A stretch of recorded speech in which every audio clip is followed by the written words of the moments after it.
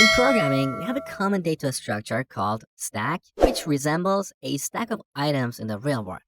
Imagine you have a stack of books. The last book that you put on top of this stack is the first book that you can remove. We refer to this behavior as LIFO, which is short for last in, first out. So this is a stack data structure, and it's very common in real-world applications. A good example of that is your browser. Whenever you navigate to a new website, your browser keeps your browsing session in a stack, so when you click the back button, it takes you to the previous website. Let me show you how it works. So we start with an empty stack. Now let's say we navigate to website number 1. Now here for simplicity, I'm using a number. If you're building a browser, instead of a number, we'll use a string, which is the address of the current website. Now let's say we navigate to a couple more websites and then click the back button. At this point, the browser removes the item on top of the stack, and then it will redirect us to the previous website. Now let's say we press the back button a couple more times, so we'll end up with an empty stack. At this point, the browser will disable the back button. This is how a stack works. Last in, first out. Now let me show you how to use a stack in Python. Basically, we can use a list object as a stack. So here I'm going to define a variable like browsing session and set it to an empty list. Now let's say the user navigates to website number 1. So we call browsing session.append method and add the address of the current website. Now let's say the user navigates to website number 2 and then 3. Let's have a look at what we have in our stack. So we print it, and as you see, we have a list of 3 items. Now when the user presses the back button, we should remove the last item in this list, right?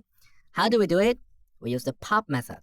So we call browsing session.pop. This will remove the last item from the stack and return it. So we can get it here, but in this case, we're not going to use this value.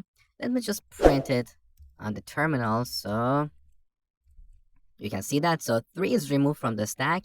Now if we print our stack one more time, print browsing session, you can see 3 is removed and we have only 2 items in our stack.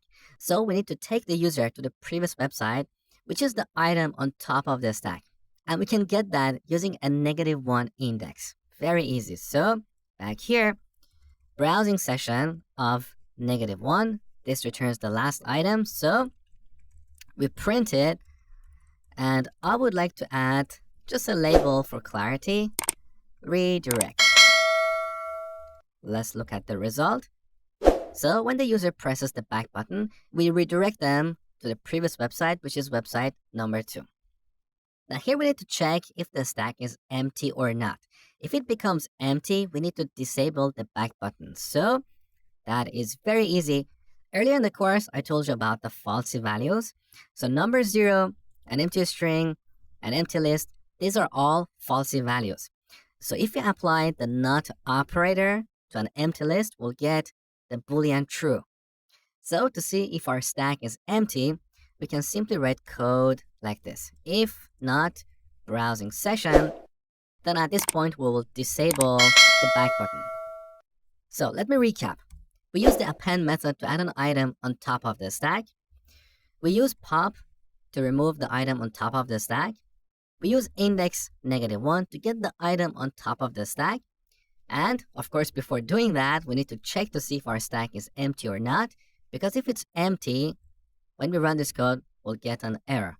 So if not browsing session, then we'll get the item on top of the stack. These are the operations that you can perform on stacks.